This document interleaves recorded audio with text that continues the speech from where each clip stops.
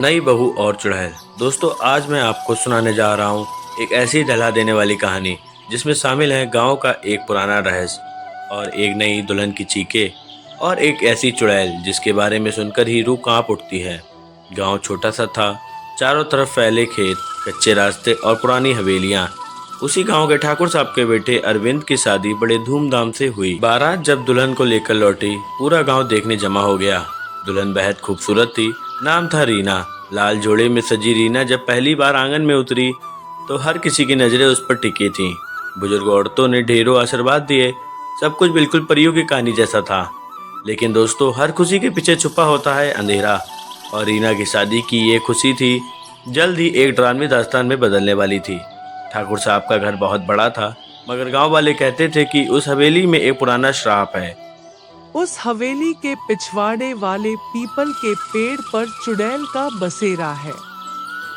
रात को वहां मत जाना, खासकर नई रीना को इन बहुओं बातों का कुछ पता नहीं था। उसकी दुनिया तो बस अरविंद और उसका नया परिवार था। मगर शादी की पहली ही रात जब वह आंगन में अकेली बैठी थी, अचानक ठंडी हवा चली और उसे लगा जैसे कोई उसके पास खड़ा है। रीना ने देखा सामने वाले पीपल पर सफेद कपड़ों में एक औरत उल्टी लटकी हुई है। उसके लंबे काले बाल जमीन तक झूल रहे हैं थे और उसकी आंखें अंगारों जैसी लाल थीं। रीना की चीखें निकल गईं, लेकिन तभी अरविंद आ गया। क्या हुआ रीना? तुम इतनी घबराई हुई क्यों हो? अरविंद ने देखा, मगर वहां कुछ भी नहीं था। अगले दिन रीना ने सास ससुर को सब बताया। बिटिया, ये बात किसी और से मत कहना। वो औरत कोई साधारण औरत नहीं, वो हमारी हवेली का राज है। रीना को ये सब सुनकर और भी डर लगने लगा था। रात रात वह अजीब अजीब चीखें देखने लगी।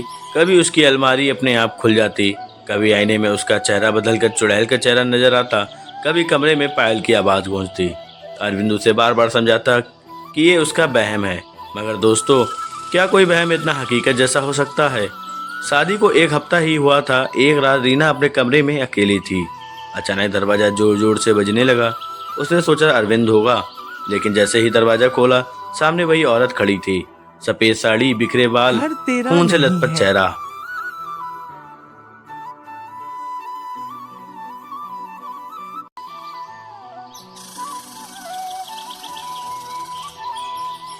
रीना, वो चुड़ैल सिर्फ नई बहुओं को ही दिखाई देती है, और जो उसकी बात नहीं मानता, उसकी मौत पक्की है।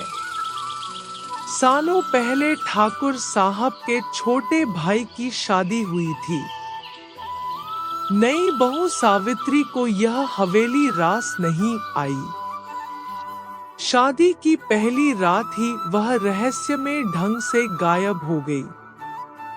लोग कहते हैं कि उसे हवेली की चुड़ैल उठा ले गई।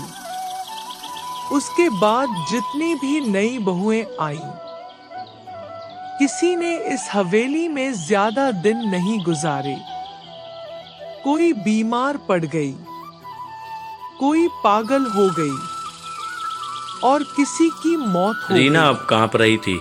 उसे समझ में नहीं आ रहा था कि वह किसी मुसीबत में फंस चुकी है।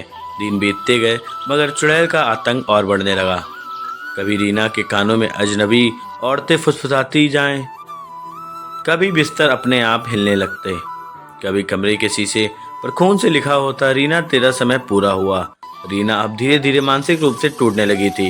एक रात गांव के पुजारी को बुलाया गया। उन्होंने हवेली में पूजा रखी, लेकिन जैसे ही मंत्रोच्चारण शुरू हुआ, अचानक हवा घर तेज मेरा चलने है। लगी। दरवाजे खुद ब खुद कोई बंद हो इसे गए मुझसे और हर नहीं जगह चुड़ैल की छीन चीखें सकता। गूंजने लगी। पुजारी ने पूरी ताकत से मंत्र पढ़े। घंटों तक पूजा चली। अंत में चुड़ैल ने भयानक चीख मारी और गायब हो गई। रीना जमीन पर गिर पड़ी, मगर जिंदा बच गई। उस रात के बाद हवेली में शांति तो हो गई, लेकिन लोग कहते हैं चुड़ैल पूरी तरह से नहीं गई। वह सिर्फ सो गई है और इंतजार कर रही है कि अगली नई बहू का। रीना और अरविंद कुछ महीनों बाद हवेली छोड़कर शहर चले गए, मगर गांव के लोग अब भी उस हवेली को नई बहू की हवेली कहते हैं। तो दोस्तों, ये थी नई बहू की चुड़ैल की दहला देने वाली कहानी। शायद आप सोच रहे होंगे कि ये सब सिर्फ एक किस्सा है, लेकिन गांव वाले आज भी मानते हैं कि जो हवेली एक बार चुड़ैल की पकड़ में आ जाती है, वहाँ कोई नई बहू चैन से नहीं रह पाती। अब बताइए, अगर आपको ऐसी हवेली में रहना पड़े तो क्या करेंगे आप?